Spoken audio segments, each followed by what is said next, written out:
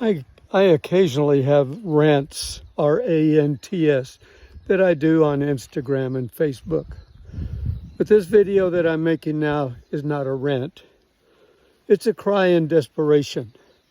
Desperation at what is going on now in the United States and what, according to CNN report today, is ultimately going to affect veterans tremendously. 70,000 cuts at the VA. And I need to address that by telling you a little of my story. I have been out of the military since May of 1970. For 3 years, 1967 to 1970, the peak years of the Vietnam War and casualties, I worked on pieces of people in a hospital in Japan. We had over 45,000 patients come to our hospital. All of our patients were from Vietnam. I worked in burns and orthopedics. As I said, pieces of people, no arms, no legs, paralyzed, faces destroyed, burnt all over, and multiple deaths on my watch. I dealt with PTSD and buried it inside of me for 53 years. 53 years. I was not a combat veteran, so I did not believe that I qualified for PTSD. Fact is, I didn't even know when PTSD became a diagnosis. Later, I found out it was in 1980. In 2023, I went to see a friend at a hospital here on the big island of Hawaii. And shortly after that, I got triggered, not by his ultimate death, but by the fact that I was in a hospital again for the first time in 53 years.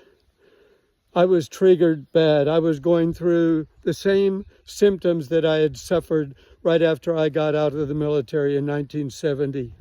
Frustration, desperation, suicidal thoughts, and even a suicide attempt in 1970. And since I was thinking those things, I did not want to go through all of this again. I went to a vet center and I walked in and I said, I need help. I was desperate. That started me on the path. I got VA health care.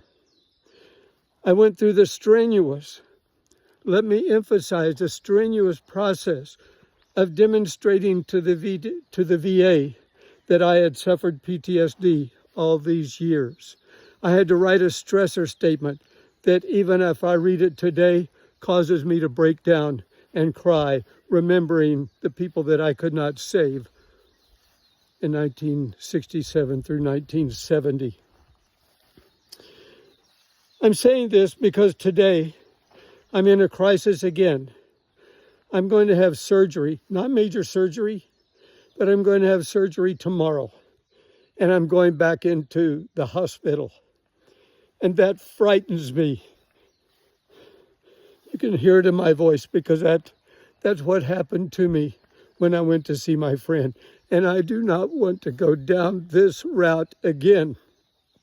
This morning, I made an urgent trip, the 16 miles into Hilo, to be able to speak to a counselor at the vet center. I went to the vet center, put down my name on a piece of paper, the last four of my Social Security, waited for 20 minutes, and the counselor came out, and she's a wonderful person. She came out and she said, I can't meet with you today. I've got a patient right after this. I'm still dealing with a patient right now. I can get to you tomorrow. She had another counselor, and that counselor retired. I believe it was in May or July of last year. And the VA has not allowed her to take on another counselor. And the Big Island has a very high proportion of veterans. Veterans from the Vietnam War, veterans from Iraq and Afghanistan. And let me tell you, a large number of us need help. And then today I received in my news on CNN that the VA is planning a cut of 70,000 employees. Well, for sure, there can be a cut somewhere. There can be a way to stream it to make it a little bit more efficient. But 70,000 personnel, and especially as we're going through the PACT Act, which finally was able to give those veterans from Iraq and Afghanistan that had been suffering, inhaling the gases from the burn pits for years, coming back and being told by doctors, there's nothing wrong, you'll be okay. Wow, is this not reminiscent of Agent Orange, which my brother came back from Vietnam and had to have fluid drained from his lungs, which later was diagnosed as Agent Orange. And then he was on PTSD 100%, and he died at age 68, a bitter, miserable person whose life was tragically wrecked because of a war that we were fighting. And most of us, even the ones today, most of them go into war because they're willing to help our country and to keep our country great. Part of my concern also is that in 2014, there was a major scandal in the VA because veterans were not receiving appointments. My brother was here on the Big Island. I brought him over to be close to me so I could take care of him as he was dealing with the effects of Agent Orange and PTSD. He did not get a primary care appointment. Even though he was 100% disabled, he did not get a primary care appointment for 3 years. Meanwhile, he already knew that he had another cancer growing on his kidney, and that was on his mind every single day. And I am so frustrated, so concerned, wondering what can I do? A little voice in the wilderness on an island, living on my little bitty island, away from people. What is it that I can possibly do to get people